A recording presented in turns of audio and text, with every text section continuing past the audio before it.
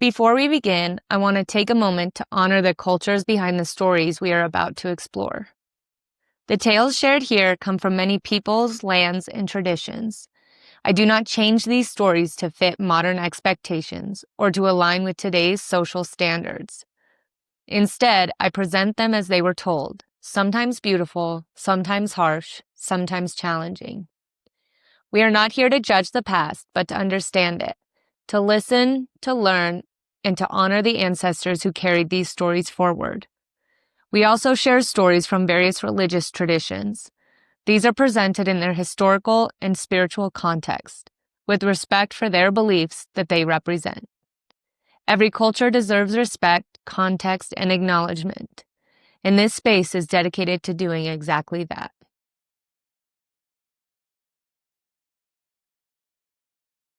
August 27th, The Last Heat.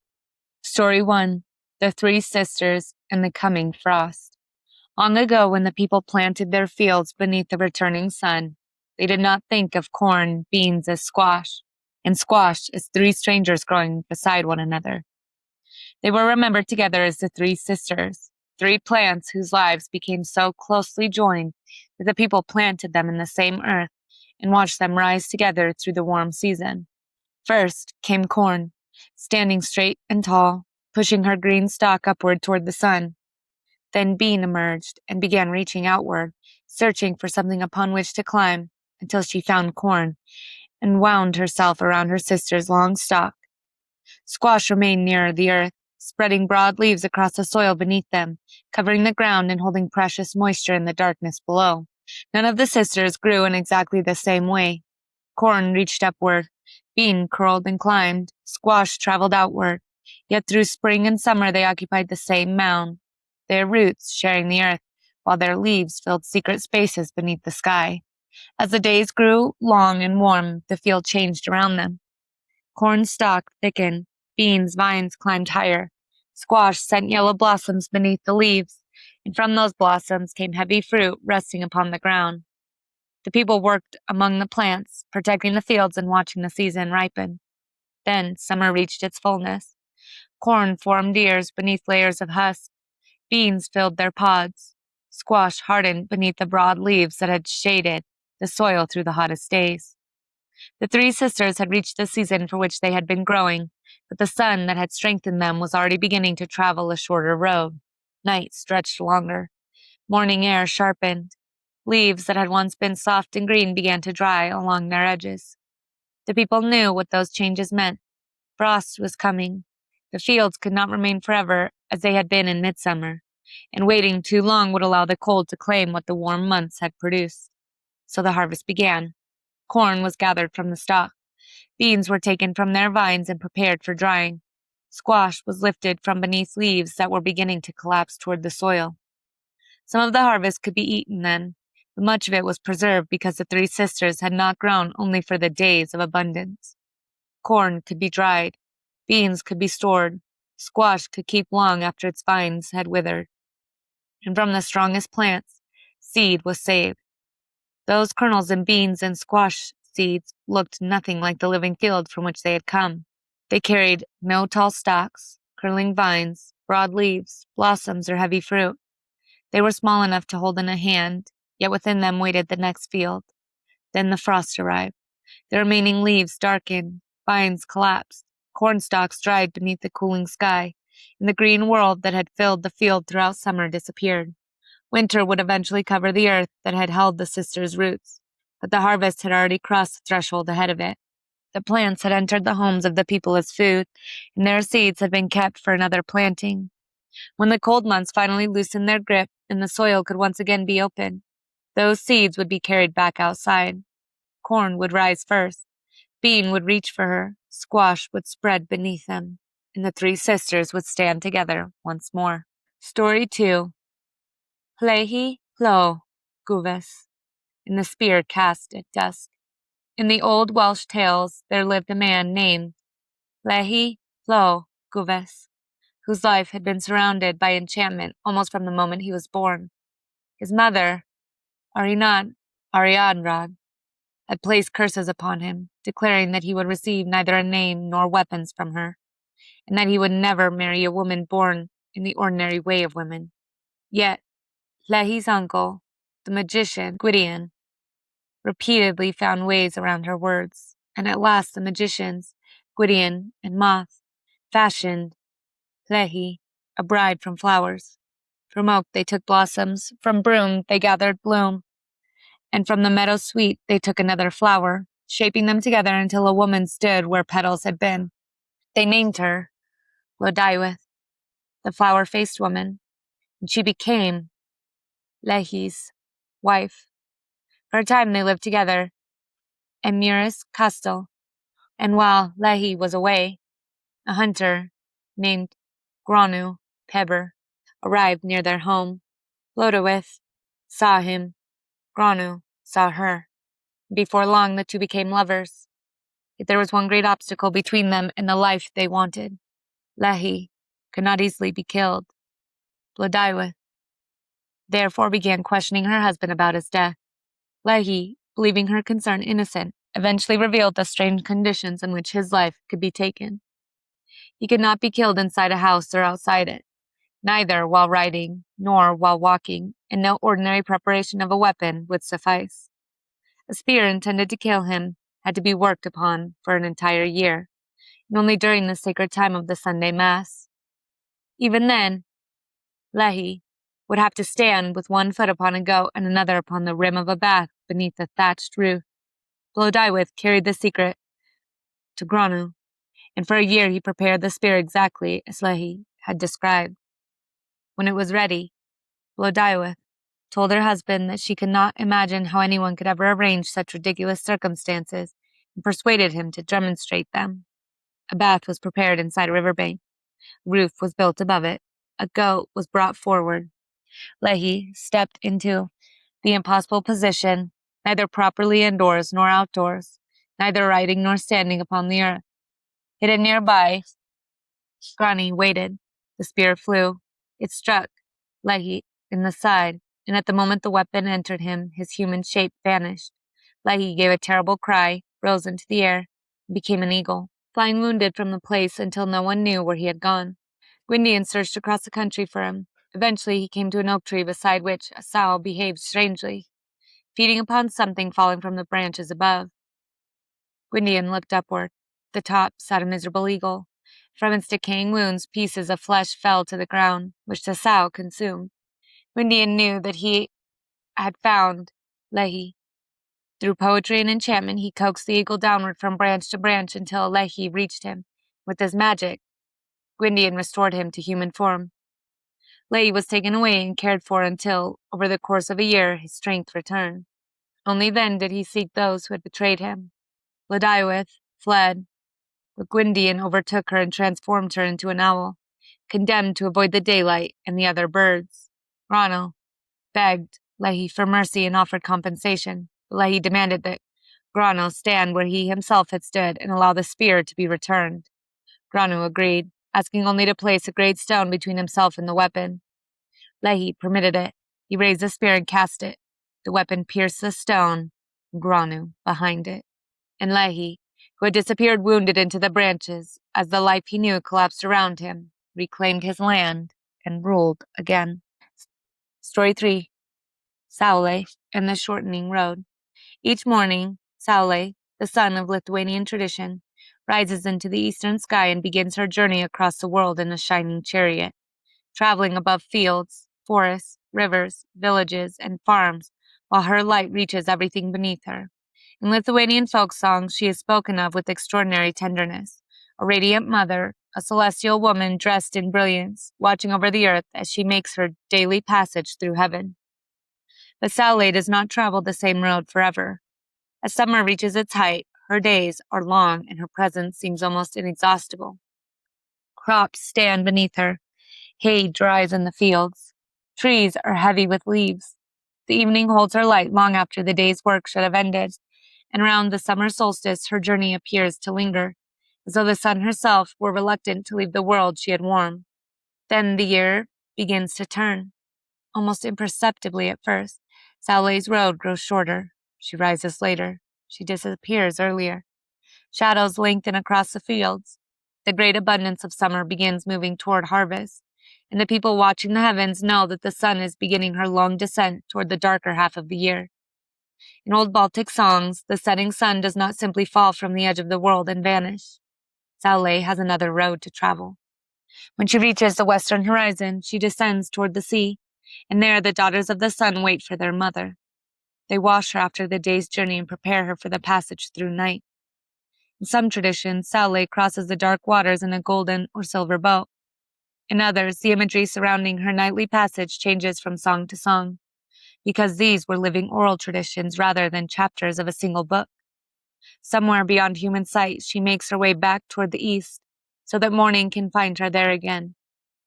Yet as autumn approaches, each return gives the people a little less daylight than the one before it. The change can be measured in the work of the land. Grain ripens and is cut. Fields empty. Birds begin gathering for departure. Leaves lose their summer color. The warmth that once seemed capable of lasting forever retreats day by day, and Saulė travels closer to the horizon. The Baltic year eventually carries her toward the deepest darkness surrounding the winter solstice, when the sun's path becomes shortest and the night reaches its greatest length. But even there, the old seasonal cycle does not imagine her road simply ending. The turning point comes, and Saulė begins to climb again. Her journey lengthens almost invisibly, one day at a time, until another spring and another summer can eventually emerge. For now, however, she is still traveling downward through the golden edge of the year. There is no battle in this part of her story. No monster devours her. No enemy steals her chariot. Summer simply cannot hold the sun where she has. The fields ripen because the season has advanced, and the same light that brought them toward fullness now begins leaving them behind. Evening comes earlier. The western sky burns gold and red. Saulė reaches the water. Her daughters receive her, and the bright traveler who crossed the enormous summer heaven steps quietly from the shortening road. Story 4. Dumuzi, taken below. When Inanna, Queen of Heaven, returned from the land of the dead, she did not return alone. Behind her climbed the Gala, terrible beings of the underworld who had been given one command. If Inanna left their realm, someone else must descend in her place. They followed her through the cities of Sumer, searching for the person who would be taken below. First, Inanna came upon Ninshubur, her faithful attendant, dressed in mourning and grieving for the goddess who had vanished. The Gala reached for Ninshubur, but Inanna stopped them. Ninshubur had mourned her, she said. She would not surrender one who had remained loyal. They traveled onward and found others grieving as well, and again Inanna refused to give them to the underworld. Then she reached Dumuzi, her husband, the shepherd king. Unlike those who had covered themselves in mourning, Dumuzi sat magnificently dressed upon his throne. Inanna looked upon him and saw no sign that he had grieved for her descent or death. Her anger rose. She fixed upon him the same terrible gaze that had once been turned upon her below, and cried out to the demons, "Take him!"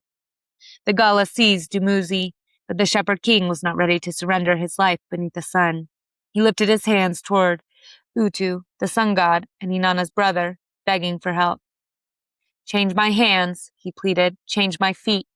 Let me escape them."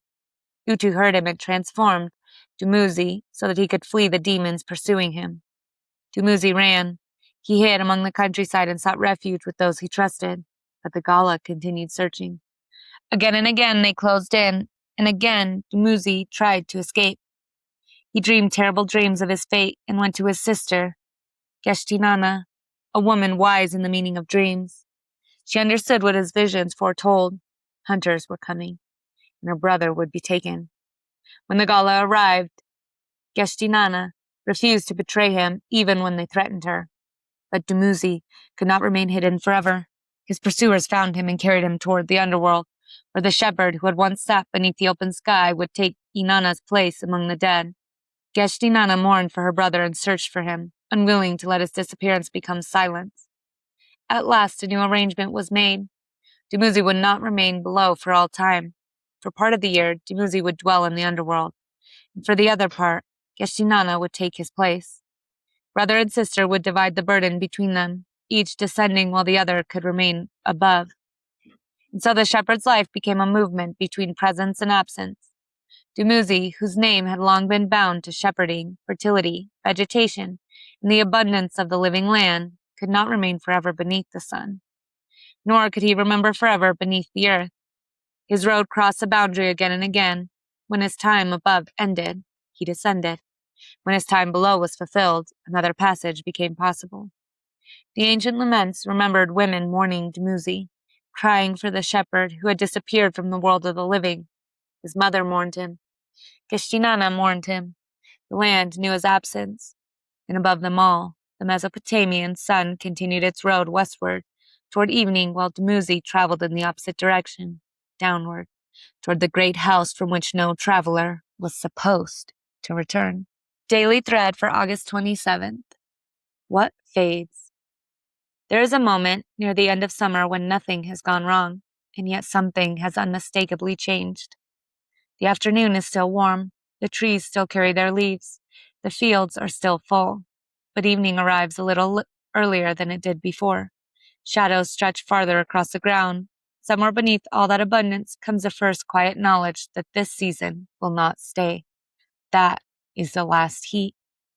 Today, the three sisters stood together in the field after an entire season of growing. Corn had climbed toward the sun. Bean had wrapped herself around the stalk. Squash had spread beneath them, and eventually each produced exactly what the warm months had allowed her to produce. Then the air changed. Frost approached. The people did not stand in the field demanding that summer continue. They harvested. They gathered what had ripened, carried it home, preserved what could feed them through winter, and saved seed for a season they could not yet see. Something can fade without everything it gave us disappearing with it. When Lleu showed us a far more violent disappearance. Betrayed through the secret of his own vulnerability, struck by the spear prepared for an entire year, he vanished into the form of an eagle and flew wounded from the life he had known. For a time, Lleu was simply gone. Yet, Gideon searched until he found the wounded eagle high in the oak, coaxed him downward, restored his human form, and allowed time to do what magic alone could not. Lleu needed a year before strength returned. Not every fading happens gently. Sometimes something is ripped from us before we are ready. Sometimes we are the thing that fades, withdrawing because we have nothing left to give the world for a while. And sometimes the return cannot be rushed simply because we have finally been found. Then Saulė traveled across the Lithuanian sky, taking us into a different kind of leaving altogether. No betrayal, no death, no catastrophe. The road simply shortened. The same sun that had once seemed to own the endless summer evening began reaching the western waters earlier each day. Crops ripened, birds prepared to leave. The fields moved toward harvest, nothing had failed. The season was completing itself. Finally, Dumuzi was taken below.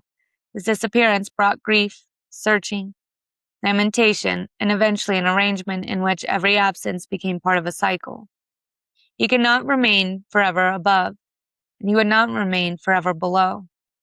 His sister, Keshtinana, would share the descent with him, and the story itself became bound to the ancient human experience of watching abundance disappear and waiting through the empty season that follows.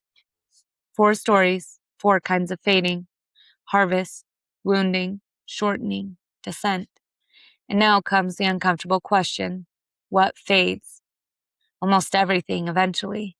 Summer fades, youth fades, anger fades, beauty changes, childhood ends, houses empty, careers change, friendship sometimes grows quiet, traditions disappear unless someone carries them. The people we love change beside us, and we change beside them. Even versions of ourselves that once felt permanent eventually become people we remember being. We are often taught to treat fading as failure, as though anything truly valuable should remain at full brightness forever. But nature has almost no interest in permanence. Flowers bloom and drop their petals. Fruit ripens and falls. The moon empties itself and fills again. The sun crosses the sky knowing evening is waiting.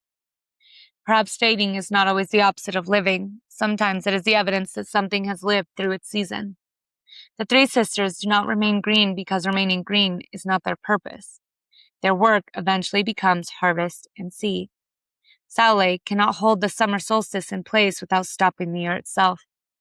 Even the last heat of August is precious partly because we can feel September approaching behind it. So maybe today's question needs another one beside it. What am I trying to keep alive after its season has already ended? A relationship that exists mostly in memory? An old resentment whose original wound has already changed? A dream you no longer actually want, but feel obligated to complete because an earlier version of you wanted it desperately? An identity that once protected you but now feels too small? A tradition worth preserving? Or merely a habit you were afraid to release? Not everything that fades should be rescued. Some things should be harvested instead. Take what they gave you. Keep the seed. Carry the lesson. Preserve the memory. Thank the season for feeding you, and allow the empty field to become empty, because holding on to summer cannot prevent winter. It can only prevent us from preparing for it. And there's another tenderness here. If something you love is fading and you cannot stop it, you do not have to make its ending meaningless simply because you cannot make it permanent. Sit beside it. Notice it. Take the photograph. Write the story down. Ask the question while the person who knows the answer is still here. Learn the recipe. Save the seed. Watch the sunset instead of demanding noon. Presence is sometimes the only way we are allowed to keep something. Yesterday, we asked what nourishes us. Today, we remember that even nourishment changes with the season. Eventually, the fire burns lower. Eventually, the field empties. Eventually, the sun reaches the western water, and when it does, perhaps our task is not always to throw more wood onto what is fading. Sometimes our task is simply to recognize the last heat while it is still warm against our skin. Not everything that fades is being lost. Some things are becoming harvest. Some are becoming memory. Some are becoming seed. And some are simply making room for the season that comes next.